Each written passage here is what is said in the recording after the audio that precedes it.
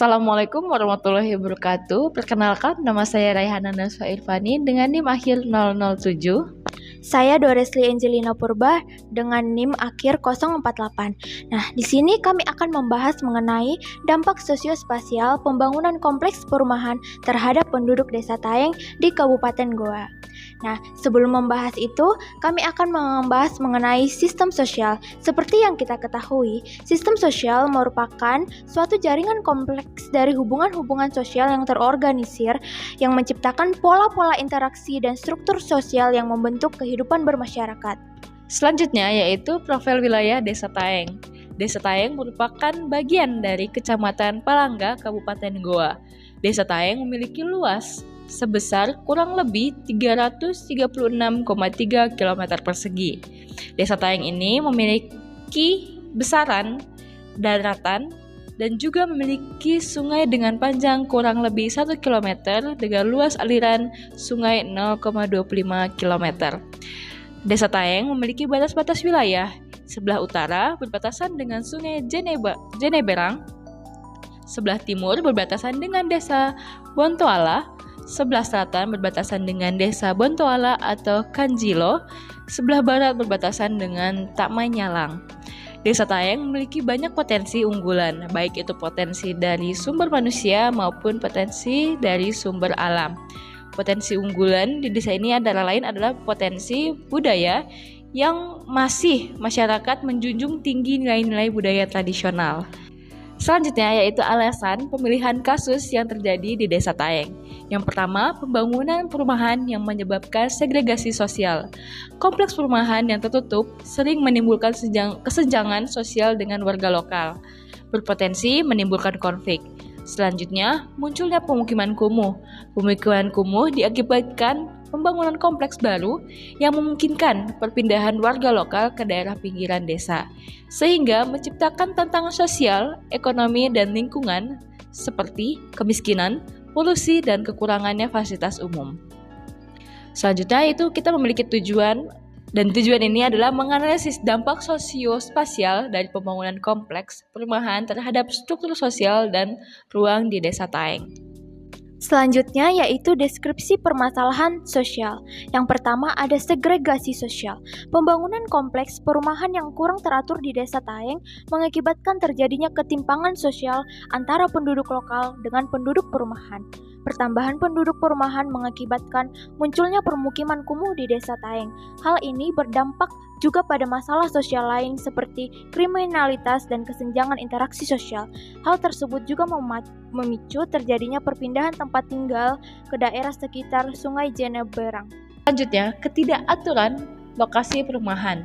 Pembangunan lokasi perumahan pada Desa Taeng mengakibatkan ketidakteraturan tata ruang dan adanya segregasi spasial seperti adanya tembok pembatas antara perumahan dan pemukiman. Ketidakteraturan ini disebabkan oleh ketidaksesuaian dengan rencana tata ruang yang ada.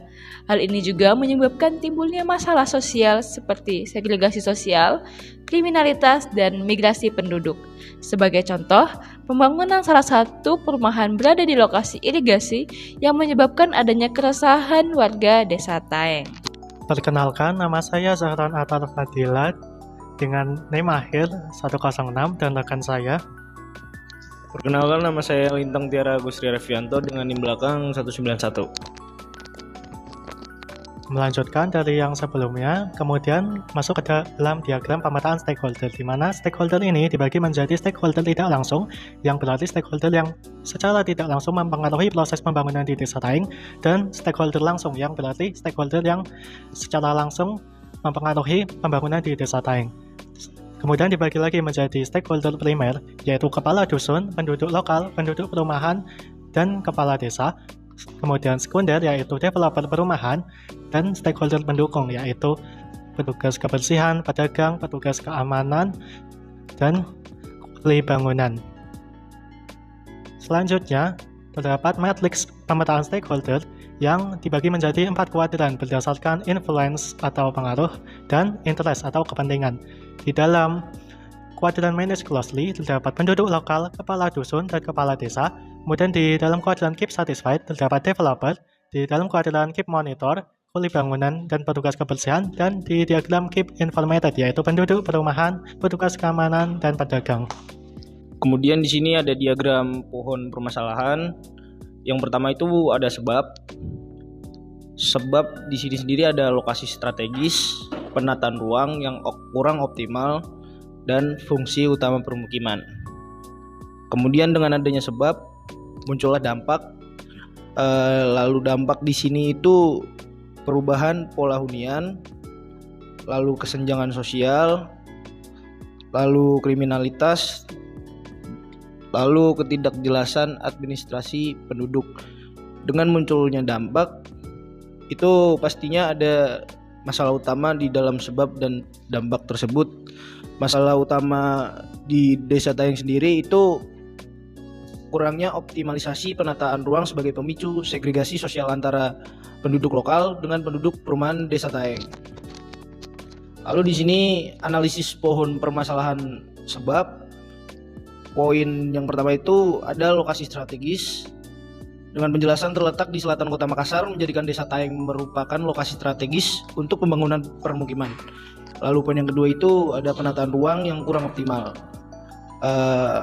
Penataan ruang yang kurang optimal ini menyebabkan pembangunan perumahan yang dilakukan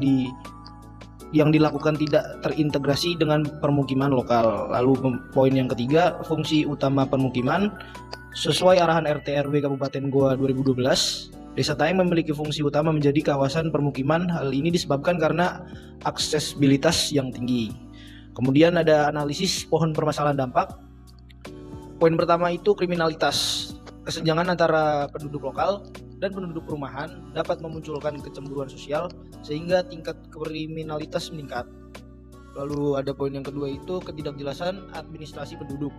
Pertumbuhan penduduk yang terus meningkat dan tidak terkendali menyebabkan pengumpulan data kependudukan Desa Tayeng tidak teratur. Lalu ada poin yang ketiga, perubahan pola hunian. Adanya kompleks perumahan mengubah struktur spasial yang dapat menimbulkan konflik antara penduduk perumahan dan penduduk lokal. Lalu poin yang terakhir, kesenjangan sosial. Adanya kesenjangan sosial yang ditimbulkan karena tersegregasinya daerah perumahan dengan daerah permukiman warga. Oke, selanjutnya saya lanjutkan. Jadi perkenalkan, nama saya Anissa Novelia Adlin dengan NIM belakang 132 dan rekan saya. Saya Devina Wiyani Febrianti dengan NIM belakang 002. Oke, selanjutnya yaitu tentang kronologis masalah. Sebelum adanya pembangunan perumahan di Desa Tayeng, pada tahun 2010 itu terdapat lahan kosong, RTH, dan beberapa rumah penduduk lokal. Lalu terdapat permukiman penduduk lokal yang tersebar di pinggiran sungai. Dan sebelum pembangunan perumahan, hanya terdapat lahan kosong di lokasi tersebut. Lalu pada tahun 2012 itu mulai terbangunnya salah satu kompleks perumahan yaitu Green Cakra Hidayat Tayeng. Untuk secara detailnya pada bulan Juni itu mulai adanya pembangunan perumahan.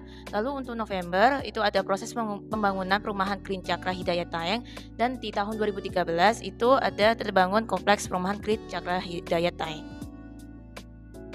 Lalu di tahun-tahun selanjutnya seperti tahun 2016, 2018 dan 2020 itu semakin banyak penambahan perumahan di Desa Tayeng, dan pada finalnya yaitu di tahun 2024 ada total 6 kompleks perumahan yang sudah terbangun dan mengalami perluasan di area sekitarnya.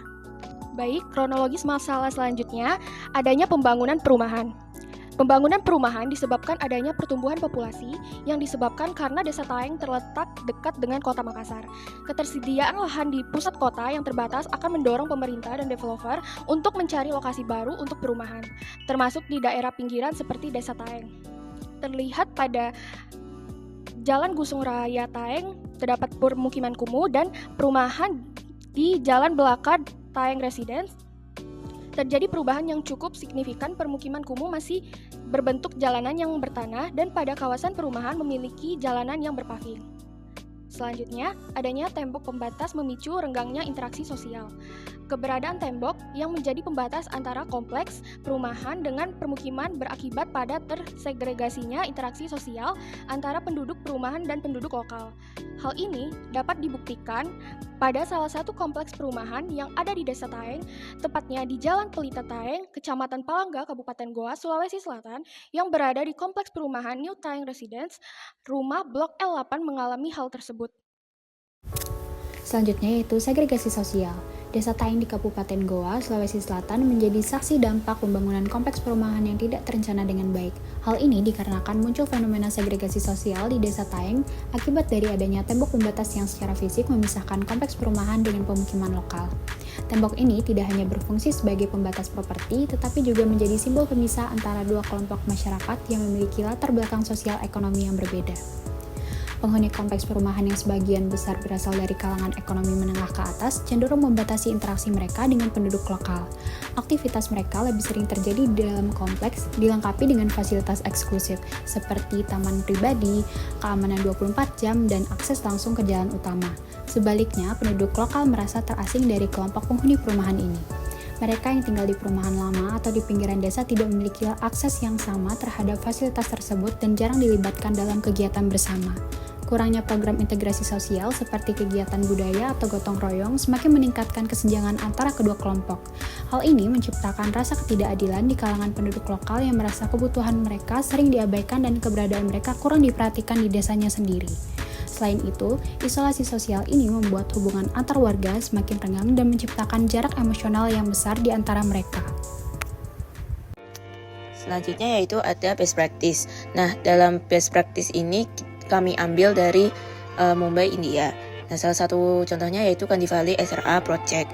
Nah, Kandivali SRA Project ini merupakan salah satu apartemen bersubsidi yang berada di Link Road, Kandivali, Mumbai. Nah, apartemen subsidi ini menawarkan harga sewa per bulannya cenderung murah ya. Jadi sekitar Rp8.000 atau 1 juta per bulannya. Nah, tentunya fasilitas dalam bangunan ini sudah cukup modern dan minimalis dan juga ramah lingkungan. Nah, untuk keterkaitannya dengan Desa Taeng, Kandivali SRA Project ini dapat menjadi salah satu contoh solusi yang inovatif dalam mengatasi permasalahan kesenjangan sosial. Nah, perumahan dengan fasilitas modern dan harga terjangkau dapat diharapkan menarik warga lokal untuk membeli atau menyewa unit perumahan tersebut. Lalu warga lokal akan merasa tidak dikucilkan dan merasa berbeda gitu dari warga perumahan yang sudah ada di Desa Taeng, sehingga tingkat kecemburuan sosial dan segregasi sosial dapat teratasi. Selanjutnya akan dilanjutkan oleh saya Muhammad Faridin Nugroho dengan NIM belakang 182. Untuk selanjutnya ada diagram pohon tujuan. Pertama-tama aspek-aspek yang ada di Desa Taeng, yakni yang pertama ada lokasi strategis, kemudian penataan ruang yang optimal, dan fungsi utama permukiman. Desa Taeng ini terletak di selatan kota Makassar, menjadikan Desa Taeng merupakan lokasi strategis untuk pembangunan permukiman. Kemudian penataan ruang yang optimal dapat meminimalisir timbulnya masalah di Desa Taeng, seperti permukiman kumuh dan segregasi sosial. Yang ketiga ada fungsi utama permukiman, yaitu sesuai arahan RT/RW Kabupaten Goa 2012, Desa Taeng memiliki fungsi utama menjadi kawasan permukiman. Hal ini disebabkan karena aksesibilitas yang tinggi. Dari ketiga aspek-aspek utama yang menjadi sebab tersebut, kami mengusulkan tujuan utama dari diagram pohon tujuan ini adalah terwujudnya optimalisasi penataan ruang sebagai pemicu kesetaraan sosial antara penduduk lokal dengan penduduk perumahan Desa Taeng. Dari tujuan utama tersebut, kami mengharapkan dampak yang akan timbul, diantaranya adalah validitas data administrasi penduduk, kemudian keteraturan pola hunian, kesetaraan sosial, dan lingkungan yang aman dan nyaman. Kemudian untuk rekomendasi, kami merekomendasikan pemerintah desa dan daerah dapat merencanakan program perumahan terjangkau dan bersubsidi yang memungkinkan masyarakat lokal membeli rumah sehingga mengurangi kesenjangan antara penduduk lokal dan penghuni perumahan. Kemudian, dapat mengadakan program yang mendorong interaksi antar penduduk lokal dan penghuni perumahan, seperti kegiatan komunitas dan acara sosial yang dapat mempererat hubungan.